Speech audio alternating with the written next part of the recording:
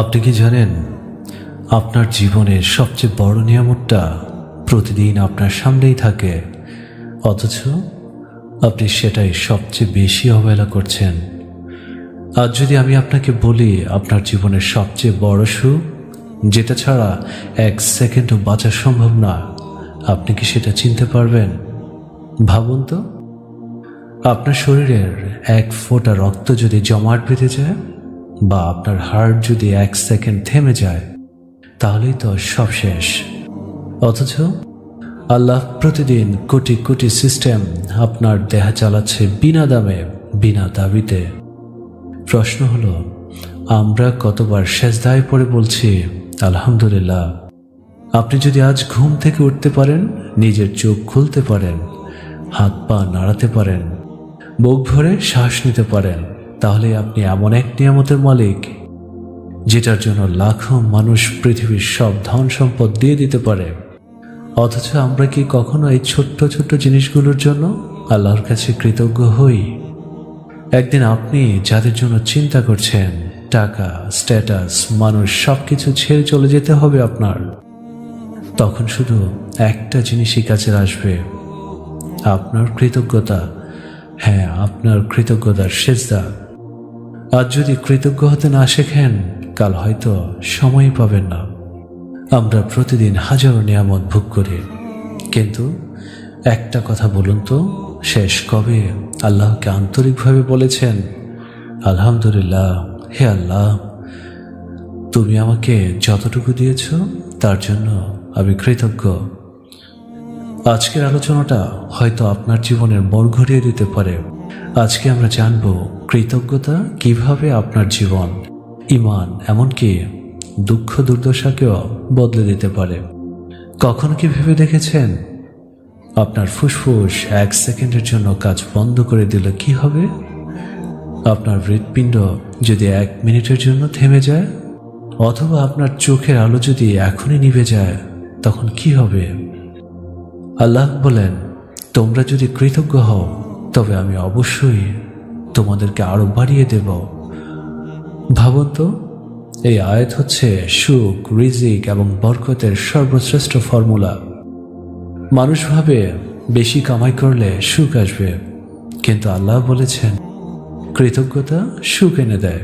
খেয়াল করে দেখুন, আজ একটি দেশে সামান্য 1 টুকরো রুটির পেলে ওই মানুষগুলো কতটা খুশি হচ্ছে। আরেকজন ধনী মানুষ 5 স্টার হোটেলে থেকেও খাবারের শান্তি পায় না।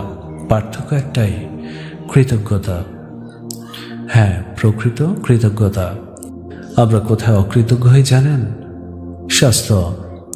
অসুস্থ হলে বুঝি আমরা নিয়ামত কতটা বড় ছিল। পরিবার। হ্যাঁ, বাবা মা, স্ত্রী, সন্তান অবহেলা করে হারানোর পর আমরা কিন্তু সবাই কাঁদে। সময়, প্রতিদিন 24 ঘন্টা আমরা কিন্তু পাই, অথচ সময়ের শুকর করি না। নামাজ পড়তে আলসেমি করি, অথচ কত মানুষ আছে যারা হাসপাতালের বেডে শুয়ে সিজদায় দিতে চায় কিন্তু পারে না। কোরআনে আছে, মানুষ তো খুবই অকৃতজ্ঞ। অকৃতজ্ঞ মানুষ সবসময় অশান্ত থাকে, যতই অর্জন করুক মনে হয় কিছুই হলো না। হাদিসে আছে, যে মানুষ মানুষের প্রতি কৃতজ্ঞ নয়, সে আল্লাহর প্রতিও কৃতজ্ঞ নয়। কৃতজ্ঞতা অনেক লাভ, মন শান্ত হয়, রিজিক বেড়ে যায়, মানুষ আপনাকে ভালোবাসে, আল্লাহর রহমত সবসময় আপনাকে ঘিরে রাখে। আপনি অসংখ্য উদাহরণ দেখবেন। সাহাবীদের গল্প পড়ুন, ক্ষুধার্ত থেকেও ওরা আলহামদুলিল্লাহ বলতে শিখিয়ে দিয়েছেন। কিভাবে কৃতজ্ঞ হতে শিখবো আমরা, আপনি কি জানেন সেটা? কৃতজ্ঞ হতে হলে প্রতিদিন সকালে ঘুম থেকে উঠে 3টা নিয়ামত মনে করুন এবং আলহামদুলিল্লাহ বলুন। প্রতিটি নামাজ শেষে অন্তত 30 সেকেন্ড কৃতজ্ঞতা প্রকাশ করুন। অন্যের সাথে নিজের অবস্থা তুলনা করবেন না, বরং যার কম পেয়েছে তাদের দিকে তাকান। নোটবুকে কৃতজ্ঞতা জার্নাল লিখুন। প্রতিদিন রাতে লিখুন, আজ আমি কোন 3টি জিনিসের জন্য আল্লাহর কাছে কৃতজ্ঞ। এই কথাগুলো আপনি মনে রাখুন। একদিন আমাদের দুনিয়ার সব নিয়ামত কিন্তু শেষ হয়ে যাবে, চোখ বন্ধ হয়ে যাবে, কান শুনবে না, হৃৎপিণ্ড থেমে যাবে। সেদিন শুধু একটাই প্রশ্ন হবে, তুমি আমার দেওয়া নেয়ামতের জন্য কৃতজ্ঞ ছিলে তো? আজ থেকে ঠিক করুন, যতটা কষ্টই আসুক মুখে বলবো আলহামদুলিল্লাহ, আলহামদুলিল্লাহ।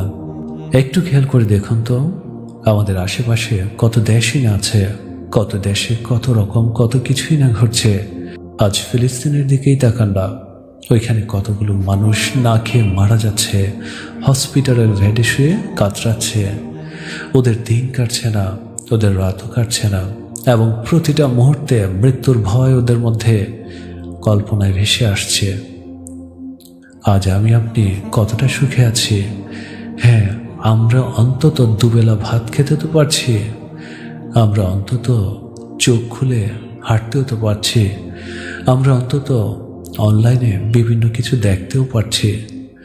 এই সব কিছু দেখার পরেও আমরা যদি আমাদের কম্প্যারিজনগুলো আল্লাহ তাআলার সামনে তুলে না ধরি এবং মানুষের প্রতি মানুষের কৃতজ্ঞতা বোধ স্বীকার না করে সর্বোপরি আল্লাহর দেওয়ার সকল নেয়ামতগুলো আমরা যদি অস্বীকার করি, আমরা যদি প্রকৃতপক্ষে অকৃতজ্ঞতা প্রকাশ করি, তাহলে আল্লাহ কতটা কষ্ট পাবেন। একবার কি ভেবে দেখেছেন? পৃথিবীটা সুন্দর জায়গা, আল্লাহ তাআলা খুব যত্ন করে পৃথিবীটা বানিয়েছেন। এই পৃথিবীটাকে সুন্দর এবং আরো সুন্দর করে যাওয়ার জন্য আমাদেরকে এই পৃথিবীতে আল্লাহ তাআলা সৃষ্টির সেরা মাখলুকাত হিসেবে পাঠিয়েছেন। আজ আমরা যদি সেই নিয়ামতগুলো সব কিছু ভুলে যাই, তাহলে আমাদের শেষটা কতটা ভয়ঙ্কর হবে একটু কল্পনা করে দেখেছেন? তাই ঘুম থেকে উঠুন, ভাবুন আজই আপনার শেষ দিন, ভাবুন আজকেই আমার শেষ সময়।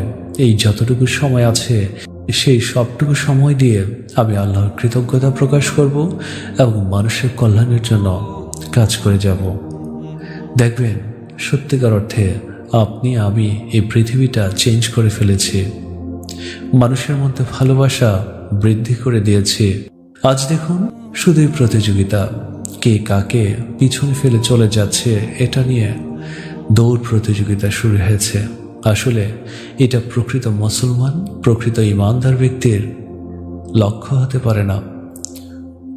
আমরা মুসাফির, আমরা এই পৃথিবীতে সত্যি মুসাফির হিসেবেই কিন্তু এসেছি। সামান্য কটা দিন বাঁচব, সেই কটা দিন আমরা এই পৃথিবীর কল্যাণ এবং আল্লাহর দেওয়ার সকল আদেশ এবং নির্দেশগুলো পালন করেই যাব। দেখবেন ইনশাআল্লাহ এই পৃথিবীতে যদি কখনো আপনি অমঙ্গলের সাথে দেখা হয়, পরকালে আপনাকে আল্লাহ তাআলা পরম শান্তির জায়গা দান করবে। আল্লাহ আমাদের সবাইকে সঠিক সময়ে সবকিছু বুঝার তৌফিক দান করুক। আমিন, আমিন।